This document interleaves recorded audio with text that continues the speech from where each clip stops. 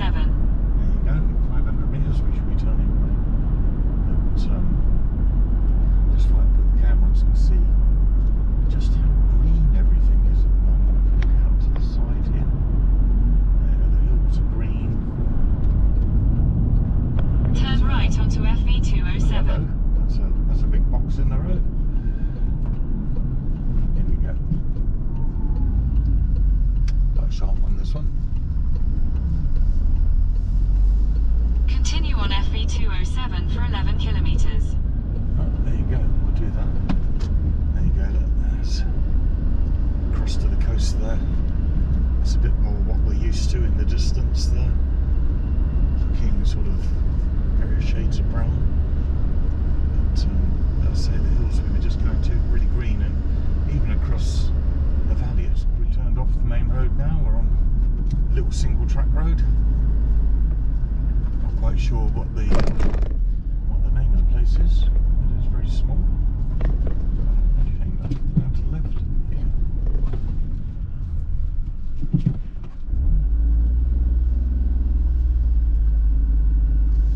I say, very narrow.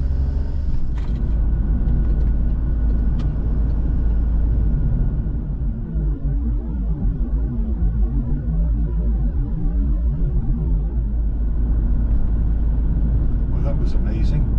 We're now on the FV30 and the road goes up between the peaks of the mountains over here on the left, by the looks of things. I've just passed a cyclist coming up this very steep hill. There's nothing unusual in passing a cyclist, except that the cyclist I just passed had one leg. One-legged cyclist, and he's coming up this hill. Take my hat off to the man. Absolutely astonishing. Municipal of Pajara that we're just entering in. And they have these little arches that show you which county you're coming into. But it was good to know. And it looks like we're heading to a precipice here. We come over the top. Look at that view. What a view. Look at that, Deb. Oh, that's beautiful, wasn't it? What a fantastic view. We're only about 10 minutes or so out from our target now, so not much further to go with the car, and it's a bit of a hike. This is Pajara.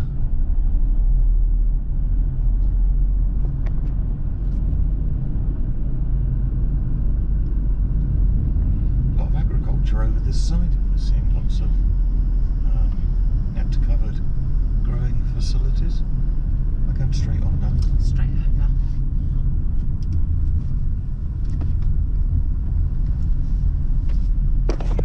In 200 metres, turn left onto Calais Terrero, FV 605.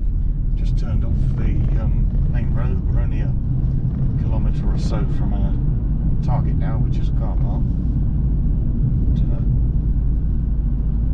very, very hilly area this. Amazing.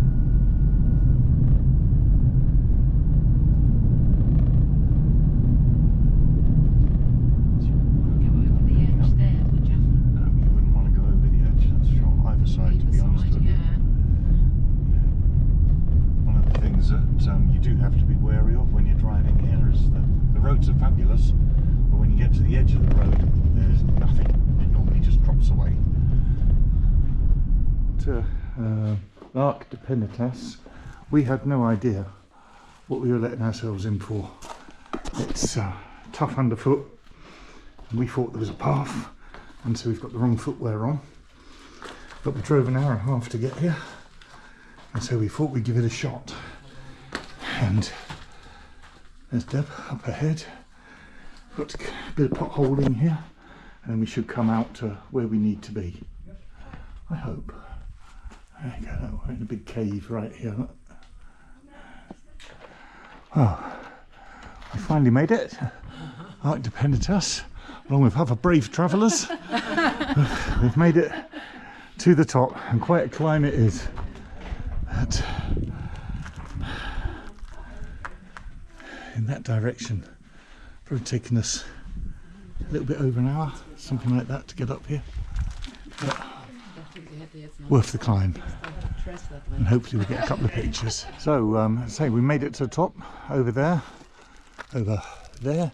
That's Arco De Penitas. We made it. Debbie made it in her very sensible climbing shoes. I'm so glad we bought those. Yeah. This is the terrain. Broken rock, but it's a bit like Everest. You get to the top here on a Monday morning expecting there to be nobody here, and there's loads of people here. There's a constant queue of people waiting to get up and take their pictures. So we're going to try a different way down, and we're going that way, which we're hoping is a little more gentle, if a little further. But there you go. Say bye bye to the Arco De Penitas, because we're about to leave it behind. So we're following the path, such as it is, if you can call that a path, and way down there, that's our car down there, the little one all on its own. That's where we've got to get to, and we'll try and pick the pathway out. I think it goes up actually and round the top. I think that's the way it goes. Well, we're now on our way back to the car. That's one of the hardest things I've done, I think, certainly in recent years. If you're coming here and you're going up to the Arco De Penitas, don't take it lightly. It's a right old climb. We took 2 bottles of water. We've got nothing left.